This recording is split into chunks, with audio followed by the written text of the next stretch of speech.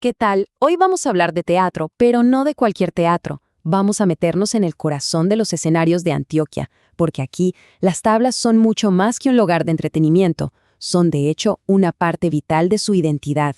Y esta idea es clave para todo lo que vamos a ver.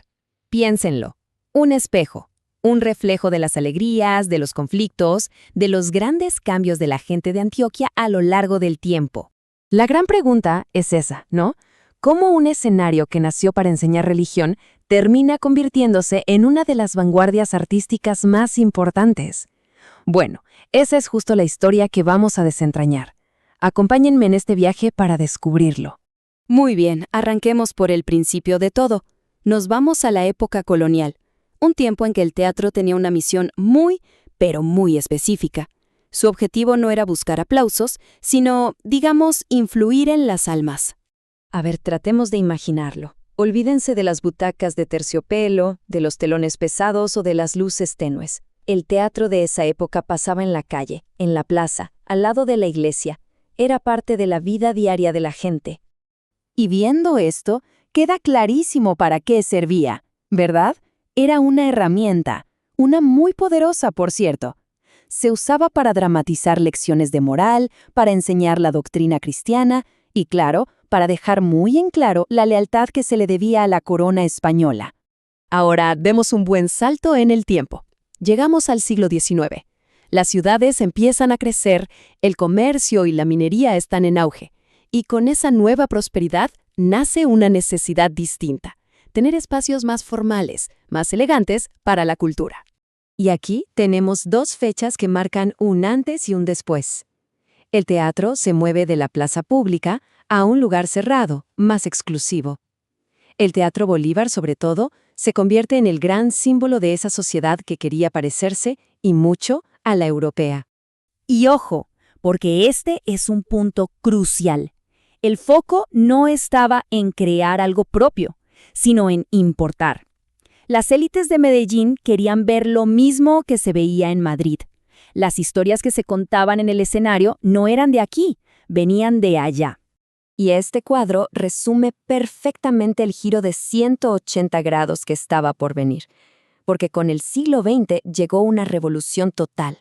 Se pasó de imitar lo de afuera a explorar lo de adentro, de solo entretener a una élite a cuestionar la realidad de todos. Y aquí es donde la cosa se pone realmente interesante. Vamos a ver cómo el teatro antioqueño por fin encontró su propia voz. A mediados del siglo XX, algo cambia para siempre. El escenario deja de mirar a Europa y empieza a mirar hacia sus propias montañas, a sus propias calles. Este fue el punto de quiebre. De repente, directores, escritores, actores, todos sintieron una urgencia, una necesidad de contar sus propias historias, de usar el escenario para hablar de sus problemas, de su gente, de su identidad. Claro que este cambio no pasó de la noche a la mañana. Tuvo motores muy claros. Por un lado, la universidad, que se convirtió en una especie de laboratorio de ideas y talentos. Y de ahí, de esa energía, nacieron los grupos independientes que iban a cambiar las reglas del juego. Y estos son solo algunos de los nombres que escribieron esa nueva historia. Grupos como el Pequeño Teatro o Matacandelas no solo fueron revolucionarios en su momento, hoy son instituciones, verdaderos referentes culturales en toda América Latina. Su revolución fue total, en todos los sentidos. Rompieron con el teatro de salón para jugar con la luz, con el espacio, con el cuerpo y sobre todo con el mensaje. Se atrevieron a hacer sátira política, a poner en escena las complejidades de la vida urbana y a hacer las preguntas incómodas que nadie más se animaba a hacer. Era un teatro que se sentía vivo, real. Y todo este camino recorrido nos trae directos al presente, un presente en el que Antioquia se ha consolidado como un verdadero epicentro del teatro, un lugar donde la tradición y la vanguardia no solo conviven, sino que se nutren mutuamente. Y esto no es para nada una exageración. La calidad, la diversidad y la constancia de su escena teatral son reconocidas en todo el continente. Todo gracias a la herencia de aquellos pioneros y, por supuesto, al enorme talento de las nuevas generaciones. Pero si algo define la escena actual es su increíble diversidad. Como se puede ver, hoy en Antioquia se puede encontrar de todo, desde teatro de títeres para toda la familia hasta las propuestas más experimentales y arriesgadas. Hay un escenario para cada público. Y para que nos hagamos una idea de la importancia de estos lugares, ahí va un dato curioso. Antes de que el cine tuviera sus propias salas, estos grandes coliseos eran el centro de todo. No solo se veía teatro, también eran cines, salones de baile, el corazón de la vida social. Y así cerramos el círculo y volvemos a nuestra idea inicial. Desde esas primeras representaciones en las plazas coloniales hasta las salas experimentales de hoy, el teatro siempre ha sido ese espejo.